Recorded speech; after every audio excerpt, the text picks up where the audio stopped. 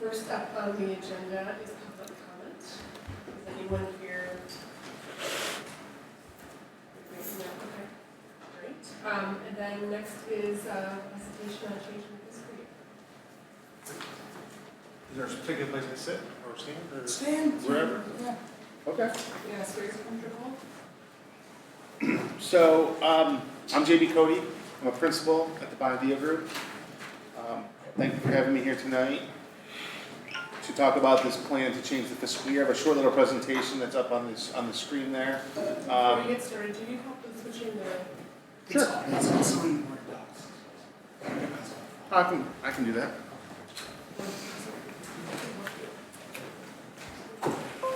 So Scott called us a month or so ago and asked us to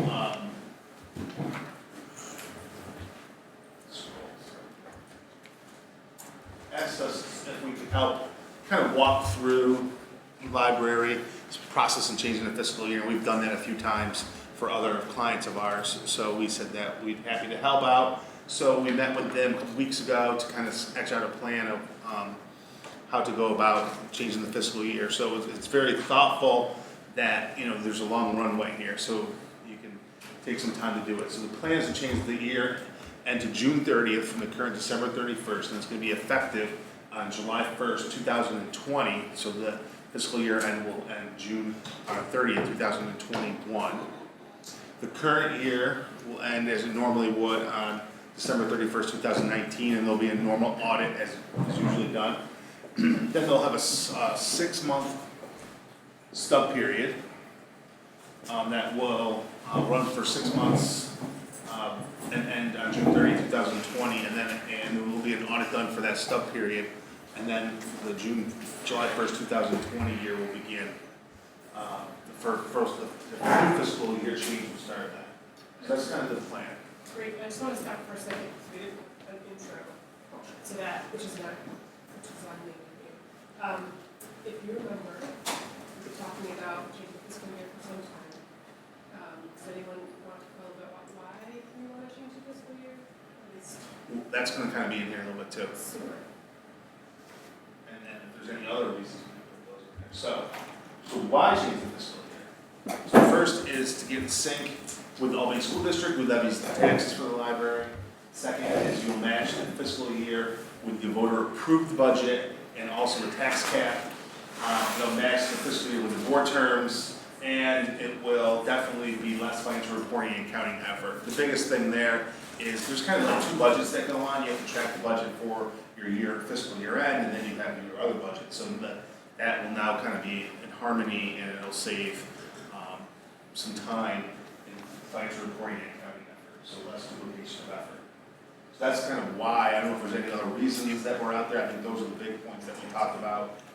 The tax cap was the biggest one. So the process that we're going through right now, so we've communicated with interested parties. We sent letters, or the library sent letters to the State Controller's Office, Education Department, DASNY, and I believe also DAC, DAC, their third-party disseminating agent for your bonds, and told them of the intention to change the year end and asked them, hey, do you have anything that we should know about? So DASNY came back and actually said, hey, you have continuing disclosure requirements related to your debt, that you actually have to make some a statement that you're changing your fiscal year end. So at some point in time, in the not too distant future, a letter will have to be sent, along with some paperwork, to notify bondholders through the continuing disclosure process that this is happening. No big deal, just a notification that's been sent. So we're also going to assist the accounting department in changing the year end within the software. So that'll be a process probably closer to when you flip the switch. We're going to inquire of the attorney on any legal ramifications. We're going to communicate with the Albany City School District as well, make sure they don't have any issues. They're a client of ours, so we'll talk to them. We're going to meet, we're doing right now, on the process, so we'll probably meet again at some point to update you on where we are. We're going to review the bylaws and suggest changes as necessary. I think there's probably one line in there that'll probably say what your fiscal year end is, but we'll read it anyway, mark it up. There might be other references in there. And then assist the accounting department with accounting issues. So switching fiscal year ends can cause some issues. One of the things that you have is OPEB liability, because your post-employment. So you have to have an actual review done, and there's some accounting rules about when you have to have these things done. So we're gonna analyze that and make sure that you don't pay more money than you need to, because you have to get actuaries involved with this, to make sure that one review can cover, at least the stub period and the actually on the year after, and the real new fiscal year. So we'll be doing that, and there might be some other issues on accruals and other things that pop up. We'll look through the trial balance and kind of help Scott and Ed with those items. That's kind of the process of what we're going to go through. I think we'll have most of these things done by the end of this fiscal year. That can be done. So and they need to be implemented in the next 6 months. Those will be done as well. So everything will be in place by July 1. I think that's all I have on that. Any questions? I'm assuming that there's going to be a checklist that's going to be provided to us of what you're going to need to get these two ends done. Yeah, we've already kind of sent out email, back and forth with different things that we'll be needing. Do you mean like a checklist in terms of other things to consider? What you would want us to provide for you. Okay. And we've kind of already gone through that list, but there'll be more, so we're having that constant dialogue. Okay. In your experience, how difficult is doing this? How? It shouldn't be that difficult for your operations, what you have, it shouldn't be that bad. So I would say a scale of 1 to 10 is probably a 3. The budget that voters just approved in May is for calendar year 2020, right? No, it's for your tax year, right? The budget that was approved goes from July 1 to June 30th, right? So it'll end next June 2020. So that's one of the hardest things that's going to be here to wrap your head around too, is that you have this budget that voters approve that goes from July 1 to June 30th. When you see your financial statements, the financial statements are on a calendar year basis, so they like chop the budgets in half, and it doesn't track things, kind of on a, this goes into the old budget, this goes into this budget, and it can be very confusing and hard to deal with. So now, and that's one of the, I guess, the things we want to deal with is I guess, reporting and kind of figuring that out, internally, how you're doing that, and reconcile that back to the financial statements. So I'm sure it's semantics, but when we put the budget in front of the voters in May, ostensibly, you're shaking your head no already. You don't put the budget in front of voters. The library doesn't put the budget in front of voters, and that's a very important distinction. So can you tell me what we do then? Tax levy We for put the operations. Operation tax levy in front of voters, okay, so. Which is why if it doesn't change, you don't put anything in front of voters. Okay, so when we put the tax levy in front of voters, my understanding of how that worked is that even though the taxes were collected for July 1st through June 30th, we didn't, that money was kind of allocated for the following year, 6 months later. You're collecting on the school year's calendar. Right. July 1st to June 30th, collected in September and October. You're accounting for it now, so that's the confusion that they're discussing. You're Right. accounting for it on a split year basis, but the levy that you've collected Yes. is being applied for a budget purpose to the current budget year, which is January 1 through December 31st. So It was accounting issues up until the tax cap. The tax cap, the change in that law is really what found it up for you all, because that really became the real difficulty for you guys, because of the way they want you to report and the way that you can't compute that, given that your budget year is out of sync with your tax collection year. Otherwise, I think they actually found a deal that came up with the solution on how to account for it. It just You had a budgeting spread that's longer than most municipalities do. Right, but when I think about what, I'll say that the board votes on a budget, right, and, Yeah, you pass a budget that then generates a tax levy. exactly, so. But when we vote on our budget in March, that's for the next year. Yeah, you're budgeting in March for the following January. So when Tom said, you're doing that, you said, no, you're not. Well, So- I meant, well, I guess now you're going, that's maybe what the confusion is, I'm even confused, so, on that, 'cause you have, so you do a tax levy for, we'll say, $10 million, and that allows you to spend $10 million against, so, you now, you will align, I guess, your spending with your tax levy. Yes. So I guess in the past, so when you voted on a budget, that was a calendar year budget. So you would take the tax levies and kind of split them up and do that, I didn't realize that. Okay. So this will mesh the two things together and it'll be easier. Okay. Back to your question. Does your question make different sense? So ask your question again. Yeah, I think the next question I was gonna ask is, how do we change it? How do we do the 6 months? On a budget basis? Like sounds like Rob is saying, we voted on a budget that carries us through the end of 2020, and the tax, Well, now that, so you voted on a budget that's gonna carry you through December 31st, 2019. Oh, that's right, this is the next Yeah. budget, 2020. So we did talk about that, you might redo the budget in order to kind of align things, so they're not lags and. So it comes back down to the thing that the voters need to approve is your tax levy. The board has control over its budget as long as it doesn't increase that beyond the levy it needs. If there were other revenue lines, you could change the budget amount by those revenue lines because those don't have to be voter approved.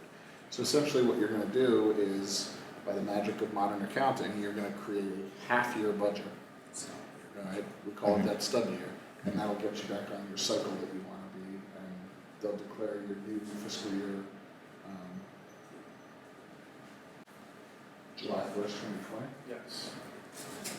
So you'll just have a half-year budget leading up to that point. okay, So most governmental agencies that levy a tax, their budget and their tax levy are married together. yeah, And, one that equals the same, so this is very different. I'm And, trying to normalize. yeah. No, sounds good. Why it's important, but I'm hearing you right, Tom. If you already approved the budget for 2020, we're gonna have to revise that for a sub budget. And for the July 1st, 2020, Yeah, June 30th, 2021, that's what we'd be approving in March next year. So my view is that when the finance committee meets at the end of the year, they will have to approve a stub year budget. Is it stub or stub? STUB. Okay, so it has to be stub.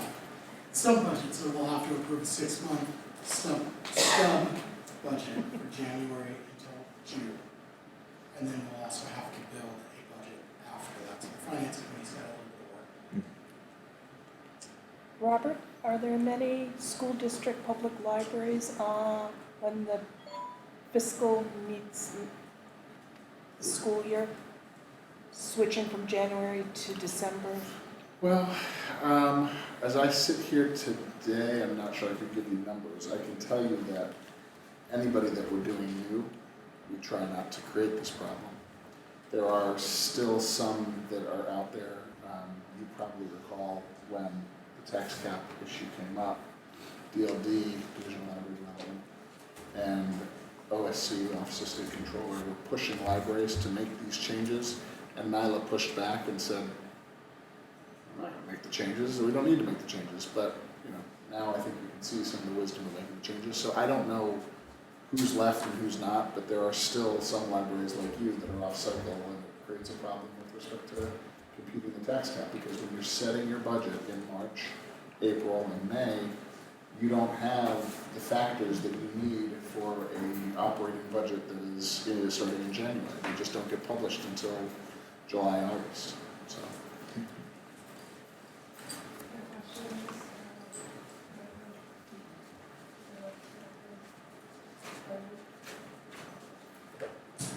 What, the conversation with the school district, that's just giving them a heads up. Yeah, just to understand if they have any concerns. Is there any change, there any change or issue? No. Shouldn't be, but they might say, well, I don't know, would possibly be, but just to kind of give them a heads up and see, just like we did the rest of them.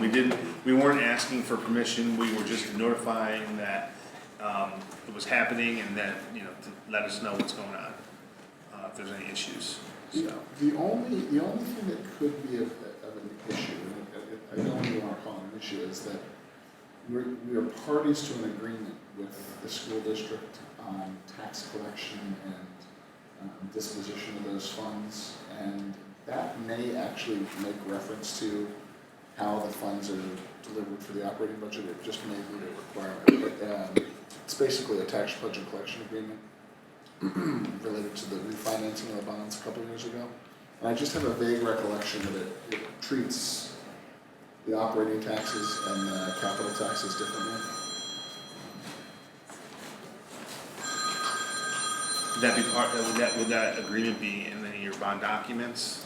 The refinance, yeah. Okay. Yeah, so we'll go over that when we get to that point. And it'll be akin to the continuing disclosure issue that we've got to deal with DASN. That basically it's just gonna, we may have some minor amendments we need to deal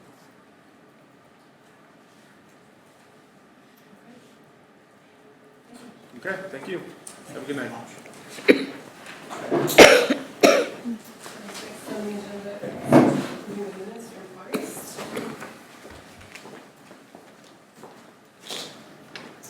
There is a form that was my fault if I said a couple times executive session. Okay. I don't have it. It's Now, on I there. do it. So yes, we should, You have it, okay. Take care, Jamie, thank you. They're in everybody?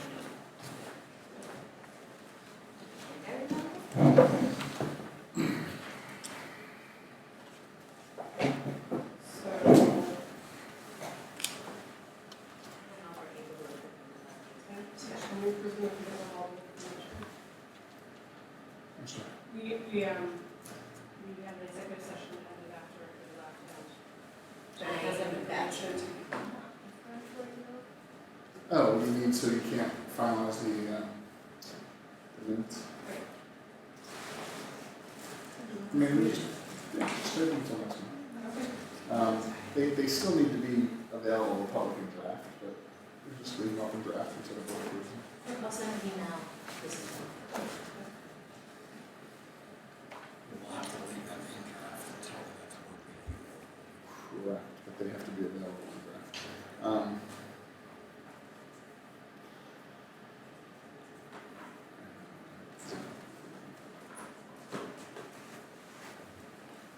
All right, next up is the treasurer's report, check register, and report. So is there anything that you would like to go? I don't have anything particular, it was pretty mellowed out this month. I really don't have anything, anything highlighted to say. It's what you see in front of you is what it is. I think with the changing of the fiscal year, it's going to be very interesting as far as the monthly report that I prepare. Because I'm going to have to work very closely with the finance committee as to the budgets that we are going to do for that 6-month period. Making sure that it's in the same area that I'm thinking of. Okay, well, yes, So, other than that, there's not much I can tell you about the treasurer's report or the capital fund. does anyone have any questions about the treasurer report or the capital fund report?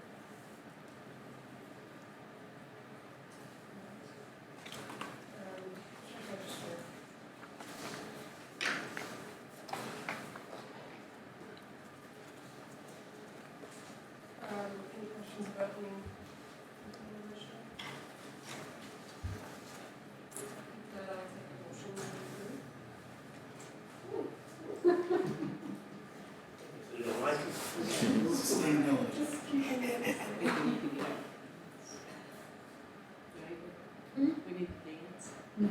So if no one has questions, I'll take a motion to approve the check. So motion. Thanks. Second. Okay, Brenda made the motion, and Sarah seconded. Any further discussion? All in favor? Aye.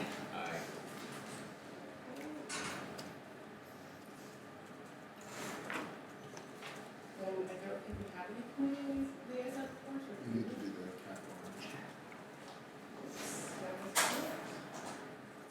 there is one separate capital register. It is, it's on the capital fund report.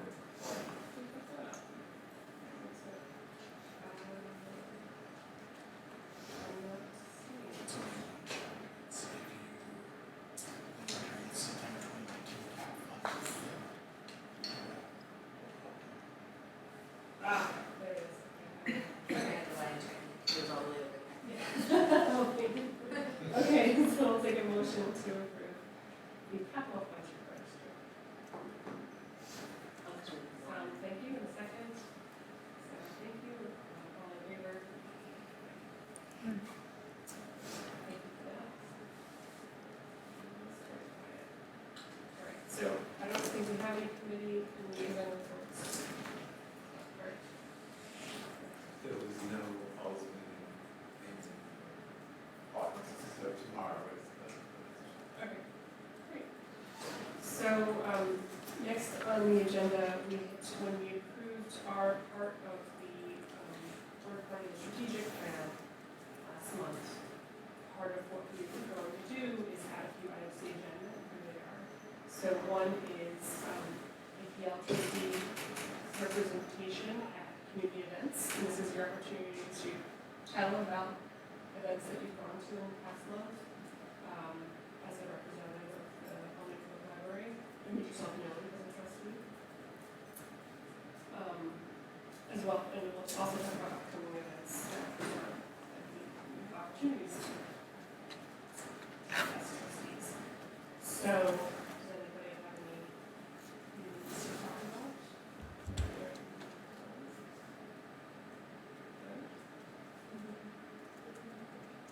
You didn't go to the convocation? Well,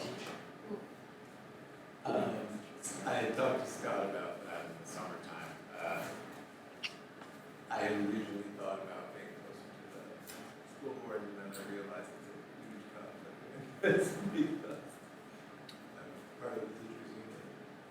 But I will say about convocation, I was a little disappointed in the school systems, and it's just an oversight, it's not on purpose or anything like that, but I was hoping for a little bit stronger pitch for the public library as an educational partner, which they have done in the past. It was a busy day, nobody's fault, but I'm hoping next year we can get it there and have a little bit more representation from the library. Anyone else? Okay. Anyway, that's fine, but that's just, it's also a reminder that this is something we can do, we should be doing, and we can also work with library staff if we want to have some talking points that we talk about. For trustees, and what level. So, so upcoming, events. So the big one is the Literary Legends Gala, by the Library Foundation, which is October 20th, 19th. I think so. And I joined the honorary committee, at Washington Branch. I joined the honorary committee, and encourage you all to do that if you're able. And something we talked about is the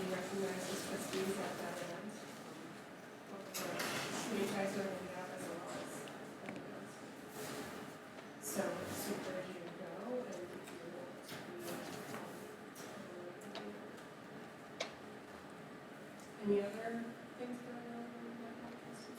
No, I think that is right, big. If anyone is attending the Writers Institute this Saturday, let me know. So I can give Paul, I did that we have some Trustee, so. So that's the Albany Book Festival at the university.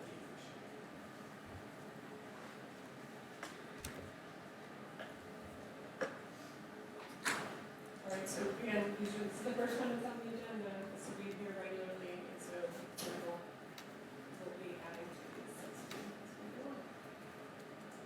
Okay, Murphy's report. So on September 17th, the Washington Avenue Bridge will be hosting a program called Quit Smoking with Hypnosis. The Bach Bridges Let's Talk About Albany will be taking a trip to Thatcher State Park on September 26th. At Pine Hills, you will be able to get your heirlooms appraised on September 23rd.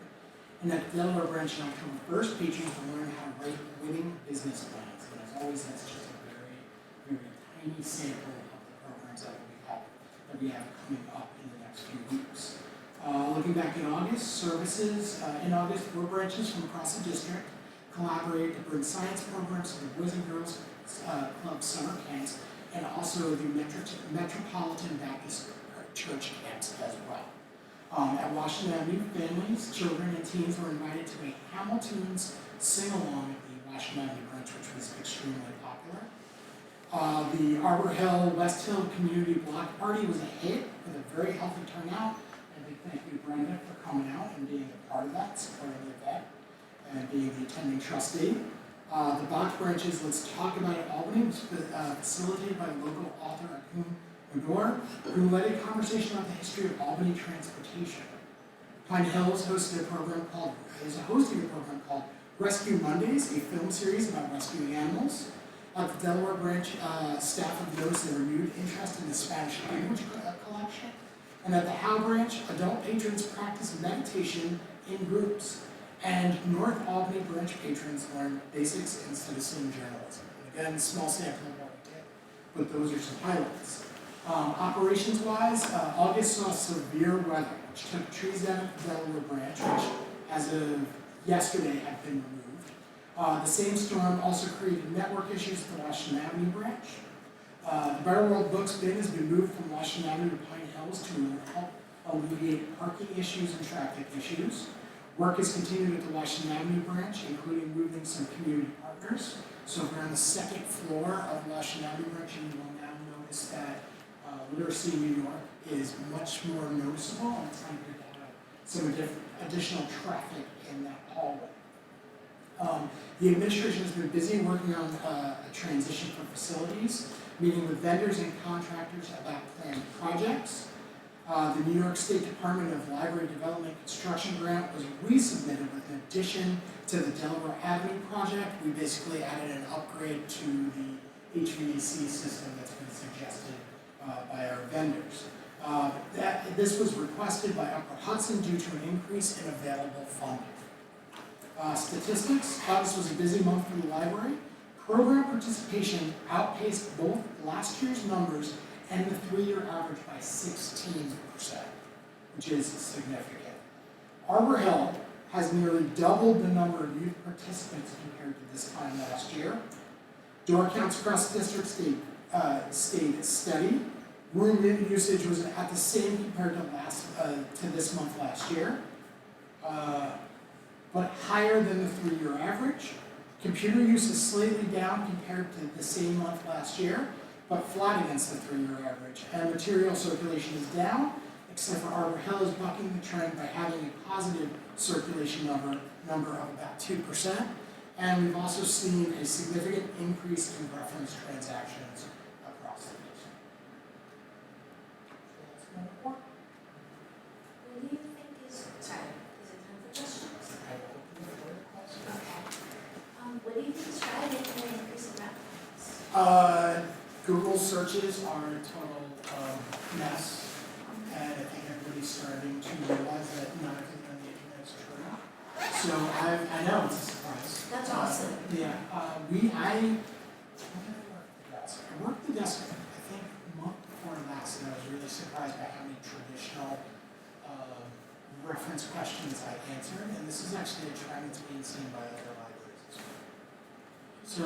It's like old school librarianship that we did back for a little while. Information literacy awareness. And is it a change? I would say it's a tremendous increase in the amount of numbers that we're seeing of people coming in to either be helped find information or to have information confirmed. So they're finding the information, they're hearing something, and they're calling the library, saying, can you find me an article? Do you think it has anything to do with the trend of paywalls going up and they've been going up for decades? Yes, so locally, that's definitely true, because a lot of the times you read articles without any paywalls, and I just got an advertisement. For reading, times you trying to sell.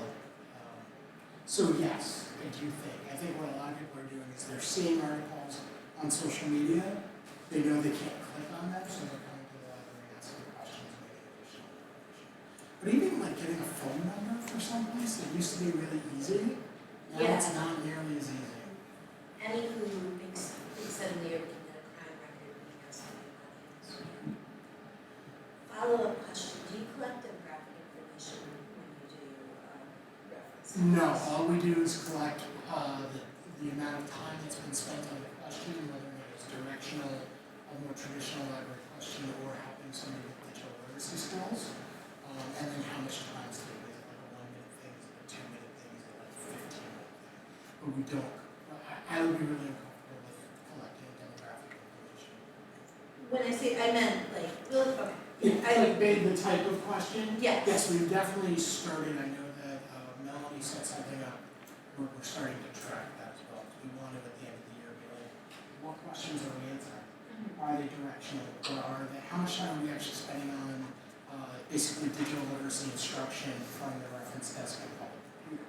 And does that mean maybe it's time to start doing more digital literacy classes, or bring back something like when we had the BTOP grants, which I don't remember what BTOP stood for. Business, broadband technology. It was a federal grant that funded libraries to have computer labs. Albany Public Library was a part of that, Kinsey Library was a part of that, and Schenectady may have been a part of that, but we actually had a lab where people came in. And that is a model we're actually looking at bringing back into the library on the first floor. If you remember the capital plan, we talked about having some classroom space. Yeah. And that's one of the ideas is that we have a laptop lab that we set up, between 12 and 4 o'clock for people to come in and do job applications. Possibly do the census, do other things. So we're trying to figure out how much of our reference work is actually that digital inclusion work, and how much of the reference work is actual traditional reference work. What's the address for the movie theater industry? So that's close.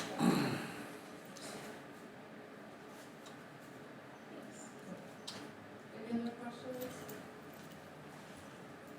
Did you want to say anything about this?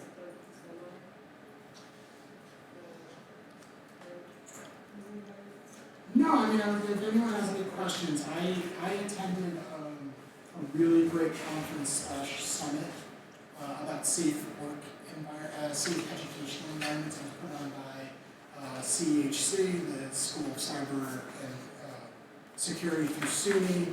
It was really interesting. What I took from it is that we need to reinvigorate. We already have a safety committee, but we really need to get them to be more active. They meet quarterly. Basically, their job's been to look at incident reports. So what I would be doing is meeting with this committee. I've already drafted a memo and sent it to them, that they will be tasked with coming up with safety plans for every location. It has also made me realize that we've done a disservice to our staff and the public by skipping things like active shooter training, and that we will be focusing on some more of that in the future, because we are, some people would indicate, a soft target, because we are, you don't need to go through a metal detector like you do the schools. I don't want to see that change, but the concern from law enforcement is that people are going to start looking at these soft targets more and more, since the harder targets are becoming more difficult. There was also a great conversation about, and libraries definitely got pulled into the conversation, which I thought was fantastic, but what we do during environmental, during weather events and environmental events, and how libraries have been used across the country for that, and even during civil events. I always like to use how we handled the Bernie Sanders, not that there was a riot, but how we handled the Bernie Sanders rally that was next door to the library, that could have really caused some serious issues for our operations, but also kind of helped the city out, kind of organize things. I think libraries are going to increase their role in such types of events and also environment. You know, this weather that came in August, that microburst that came along was, you know, frightening. We had to check every building, and we were really wondering if we were going to need to be a safe space. So it got my brain thinking, and I learned a lot, and I definitely have a lot more to ask, especially for that safety committee moving forward. Did some stop the bleed training, which is not really how you want to spend Friday morning, but I thought that was informative, and I definitely would like to see staff trained in that, and for us to have it, just like we have in our PM, we probably need to have those kids in our branches as well.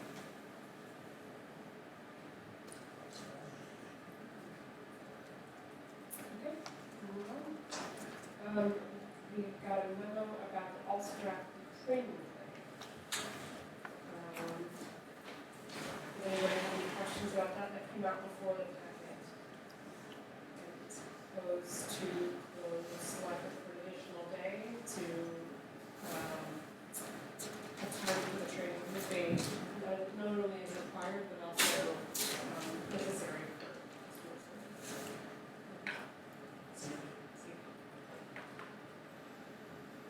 Any questions about that?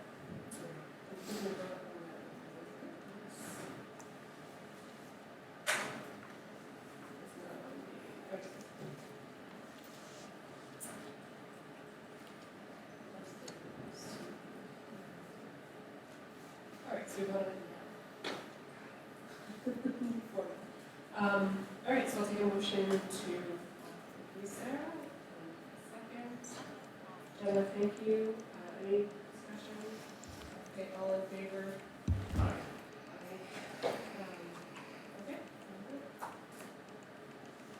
All right, next up is the diversity strategic plan proposal. So attached is a proposal from a company called Tangible Development. So in response to the 2018 to 2020 strategic plan, the diversity task force was formed to meet the goal of cultivating leadership by ensuring that APL has adequate staffing and staff expertise to address the current and emerging trends in public libraries.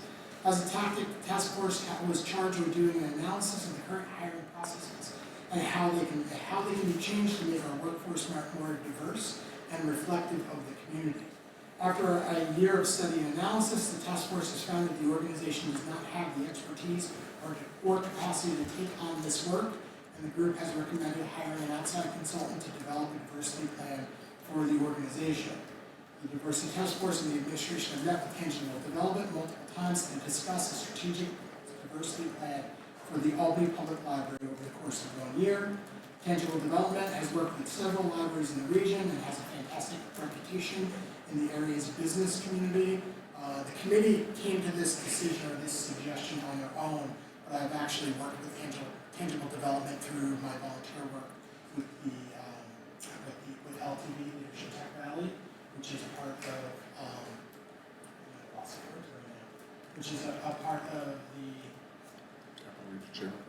Capital Region Chamber of Commerce.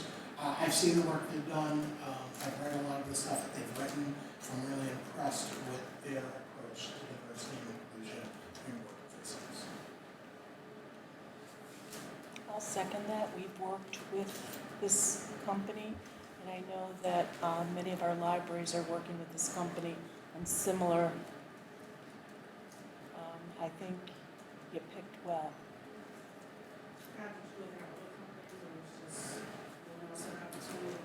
No one else had an opportunity because it's below the RFP, so we could do a request for proposals and get other companies to do that, but this is, I would be really surprised if we found anybody else who had as much library experience as this organization.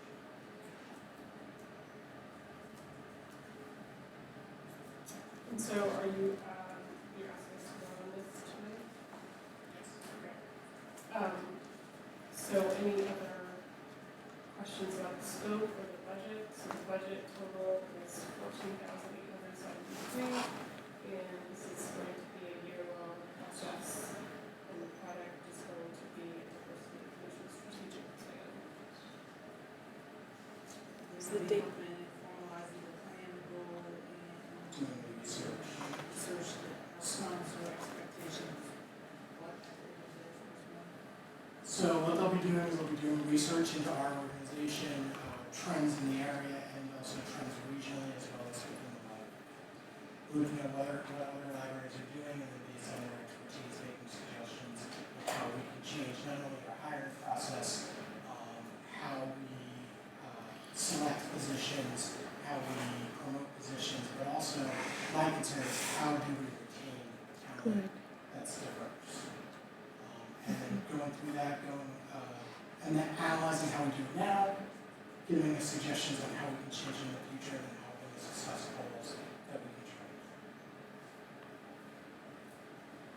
Scott, just one thing, it shows starting July 30th.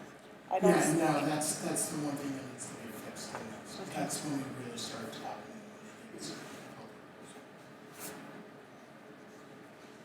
So it'll be a plan for administration to No, follow we're rather planning for the than. entire organization. So they'll be making suggestions on everything from what the administration can do differently. There will probably be suggestions on what the board can do differently. Okay. I envision them making suggestions about civil service. And then again, how do we implement things, continuing moving in the future.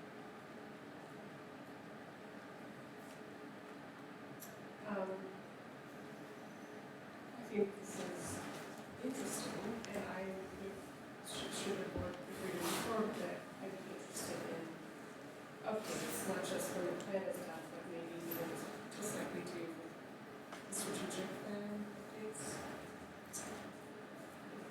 Such clear guidelines for that, is that operationalized, is that plan?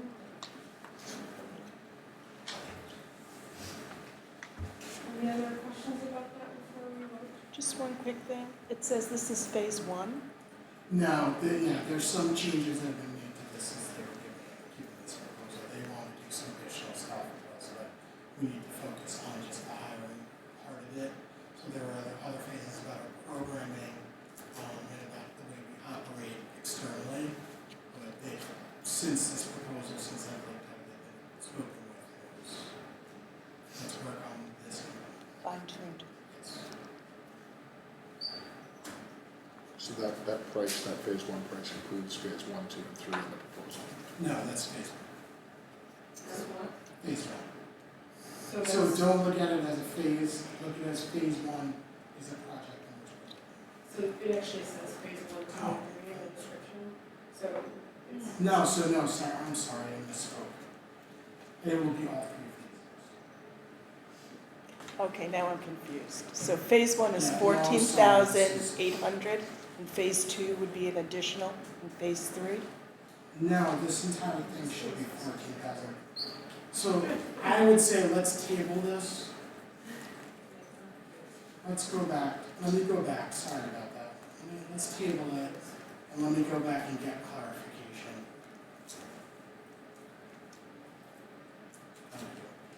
I'm supportive, but there were too many unknowns for me to feel comfortable voting for something I support. That makes sense. Do we keep any, or does New York State or anybody keep any numbers about how our staff compares to other libraries in diversity statistics? No, I wish they did. I mean, that thing is reported to the Department of Library Development or IMLS. ALA does some studies, or they're working on one, where there's a committee, sorry, I'm deferring to this. What are you asking? I'm asking, like if Albany Public Library has serving a population of 40% minority, or how does our staff map onto that versus other communities? How do we compare? Are we less diverse or the same? Yeah.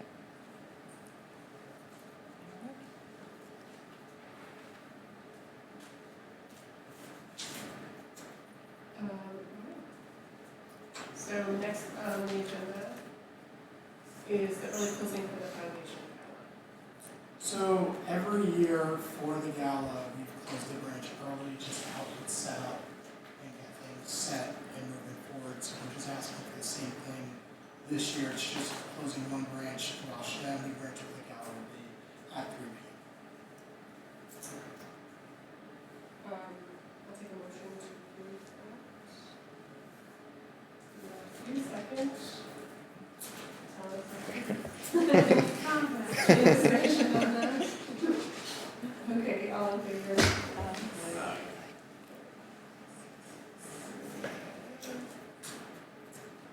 Fiscal year change. Oh, were we voting on this? Well, no, I just wanted to bring up what we're envisioning the process being, which is hopefully getting the board to vote on it in October at our next board meeting. Trying to kind of introduce things that you all sit on it for a moment, unless it's something that we want to move forward rather quickly, and then come back for discussion. So I just wanted to make sure that it's on new business so that it becomes old business the next go around. It might be good if you have some additional questions. Send Karen and I an email, and Adam and I will work together to kind of get if there were anything tonight that wasn't giving you an answer or making you comfortable with the decision.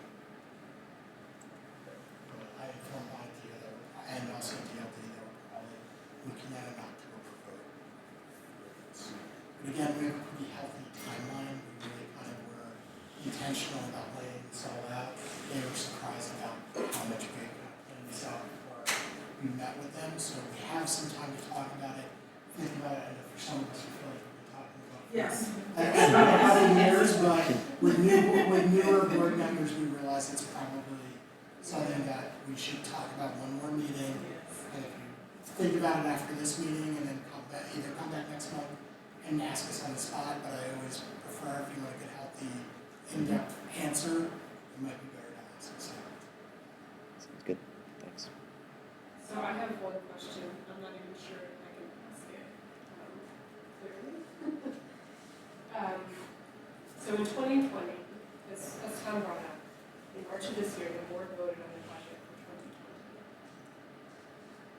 So the money that we will receive this month and next month is supposed to come that whole year. And then in March of 2020, we're going to vote on the budget that will cover July 1st, 2020 to June 30th, 2021. And so we'll be getting that money in the fall of that year. That instead of being pushed forward to 2021, will be covering half of 2020 and half of 2021. Is everybody with me? Yes. Surprisingly. So because we pushed it ahead, now we're not going to be pushing it ahead. There's kind of an overlap of funds. No, because we would build the 2020. My view is, at the door of my office discussing this. I thought about it, and my view is the budget that we build for the next budget, so the 2021 budget, we would factor in what we already know half of, and then 6 months on top. I'm going to leave it out as a question. Okay. Not really for an answer today. That was not, because as far as the budget development, that's one thing, but it's actually the proceeds that we have to create the budget. But the money is the money. You Yeah. never collect any more or any less. Right. It's purely an accounting function that they're moving it forward and accruing it. When you get that money in November, the only issue is how does the accountant log that into your books as whether it's accrued income or deferred income.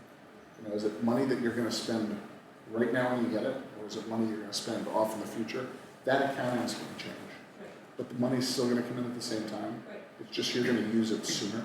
Yes. So it's the same money that came in no Right. matter what. So that's the thing that they're going to work with Adam and the auditors in making the change with the fiscal year. Right. I'm with you, but we had planned to use some money in 2020, and then we plan to use additional money in 2020. But you're not going to have a full year budget in 2020. You're going to have 2 half-year budgets. Yeah. So that's how that will get resolved. Right? Is the money that you had quote unquote, you still have the same money in reserve, you still have the same money that's gonna come in November this year, and the same money that's gonna come, well, we don't know what it'll be. Yeah. Yeah, but all we're talking about is where are you gonna account for it? The fiscal year, this was the real difficulty around fiscal year when we first established this, Yeah. was this idea of you're not on a cash basis, so we think of it as the money comes in the door in November, that's real cash, but you're literally just assigning that stuff forward and backwards. And now, much like the school district does, you're gonna collect money after you've quote unquote started using it, Yeah. and you're gonna be living off a float for some period of time. Yeah. That's not my question. I mean, I'm with you, like, that all makes sense and how it's accounted for, which is why I knew I'd have trouble articulating the question. So if I have $100 that I earn this month, and I've decided to spend it next month, and then, that's not gonna work. Because that's cash. We are on cash accrual, aren't we? I'm sorry, cash accounting. No, we're on accrual accounting? We changed? It's accrual accounting. You have to be, you're a public The entity. funds that come in November are put into a deferred account. Yes, yes. And that deferred account is amortized over Right, the next budget. right. I understand that part. But we decided to The spend. thing I'm confused about, you're talking about the 2020 budget, is that a 12-month budget or is that a 6-month budget? I'm talking about the budget the board approved as a 12-month budget. And I know we're going to shift it, and that's an accounting thing. But I don't want to draw on that. So we had planned that money we're getting this year is spread across the whole year, and then, so there's a little bit of overlap, in my head, there's a little bit of overlap. The money we were going to push forward, we're now not gonna push forward anymore. So there could be more money going into reserves, that's, I guess, my.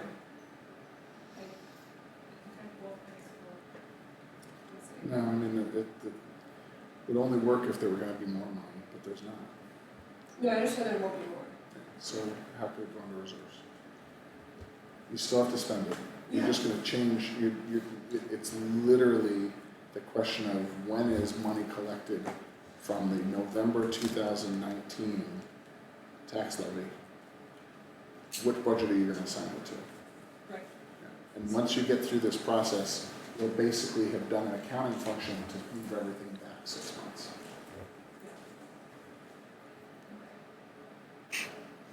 And it feels like smoke and mirrors, but it's really No, but not. I understand the smoke and mirrors part of it.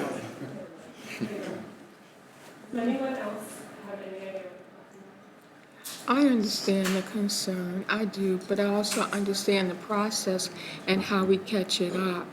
So it feels more complicated than it is.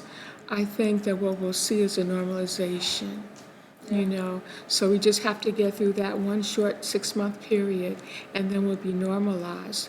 And so what I'm visioning here, based on the conversation, is that the monies that we've already been funded, that we're working with in our budget, is just going to be cut into parts. And so part of it is going to pay for the period up to December 31st, and then the rest of it is going to pay for the period up to June 30th, and then we'll be right on time, because the year's going to start on July 1st, so we'll be okay. It just sounds complicated. You know what, and everything Arlene has said is another way to say it again, but I think I understand what you're saying. You're collecting money in November. Our process has always been that we use that money, however we account for it. What happens to it in November? It comes in, we put it in the bank account. It just sits there, we use it, blah, blah, blah. In 2020, you're gonna use half of it for the first half of the year. Yes. Okay. The second half of the year, you're gonna need that money to make it through, Yes. even though you haven't collected the Right. taxes for the period coming back yet. Yeah. So you're basically gonna be borrowing from your reserves and repaying your reserves in that 6-month period. By January 1st, you'll now be back on cycle. So it will be taken care of by the accounting, but you're right, by moving it forward, you're essentially gonna have to borrow against your own reserves to cover for the fact that by assigning backwards as of the new year, you won't have collected that money yet. But you have already. Yeah, no, I'm not worried about that, and that's. Yeah, but it is, still but not that's, quite- but the reserve issue is, that's where that comes in, because you're right. It's gonna be an issue, but what bring up, I think, is only an issue for 2020. Once we're removed, it's going to be fine. Mhm. And it's actually not even a concern, it's just that It's, We'll that's what the figure it stub, out. that's what the We'll stub figure year is out the stub accomplishing, year. but it is, we'll figure out in the study year what ends up happening with the excess funds. That's all. Even if what I think is gonna happen happens, it's not a problem. So, no, it's just, it's gonna create a inflated reserve balance for some small period of time. that's what, yes. Okay, great, thank you. Thank you for that question. And, you know, if you did the study the other way, you could actually have a negative reserve balance for some period of time. It just depends on how you decide to use that stuff. Okay. Not-for-profit world. It's all I Yeah, that's, I kept, but it's just, Sorry. it's extremely important. And we couldn't do our work without it. All right, so that is, the agenda. There's time for public comment, if anyone has any comments to make. Okay. We don't have a need for executive session, my understanding.